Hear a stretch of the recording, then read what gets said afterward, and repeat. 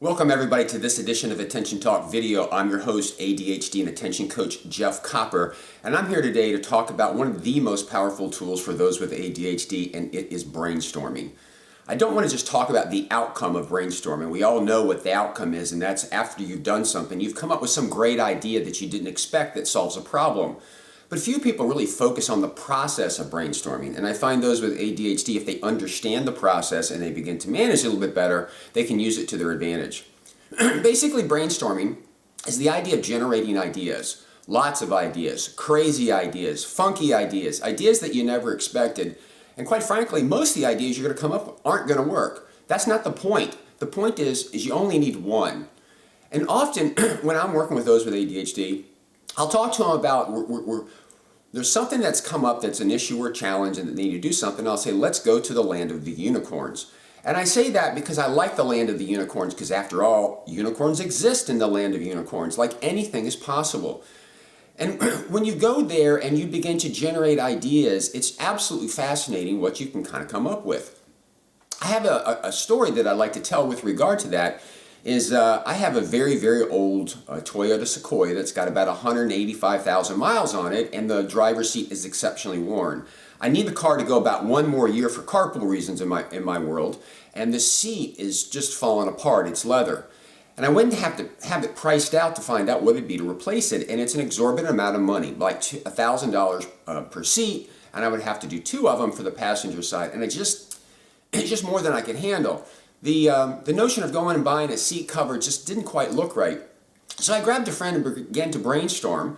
We went to the land of the unicorns and we came up with wacky ideas like spraying vinyl stuff on it or plastic or I'm just trying to remember some. They were just kind of crazy and most of them just were ill-conceived. They would never work, but we didn't stop there. We just kind of kept going, and then all of a sudden my friend said, well, what about a junkyard?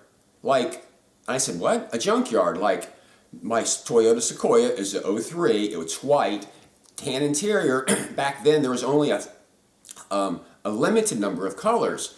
In that moment I went to a website and started Googling in Tampa for junkyards, and can you believe it?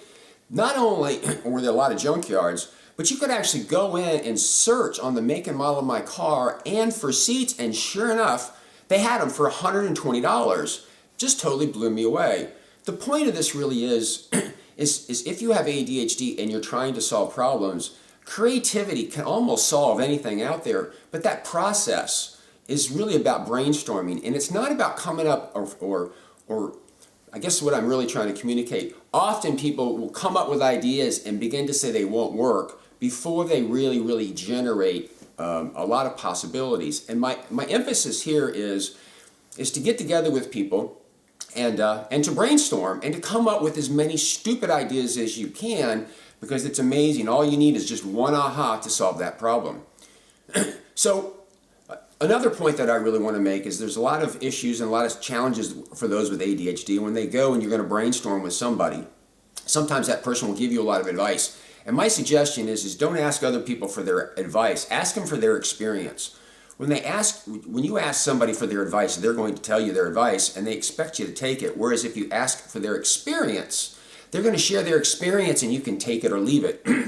So if you're going out to brainstorm with somebody and they're a professional and maybe they don't know how to brainstorm, or brainstorming sometimes can be brainstorm with multiple people to come up with multiple ideas. Be careful and ask for other people's experiences and not so much their advice. Just a little tip. So, in summary, if you have ADHD and you have issues and challenges, I encourage you to use brainstorming much more as a tool and focus on idea generations. Most of them don't have to work, you just need one. With that, we hope you've enjoyed this edition of Attention Talk Video. Please subscribe to our channel to get other tips and tidbits that'll help you. We hope you enjoyed the show.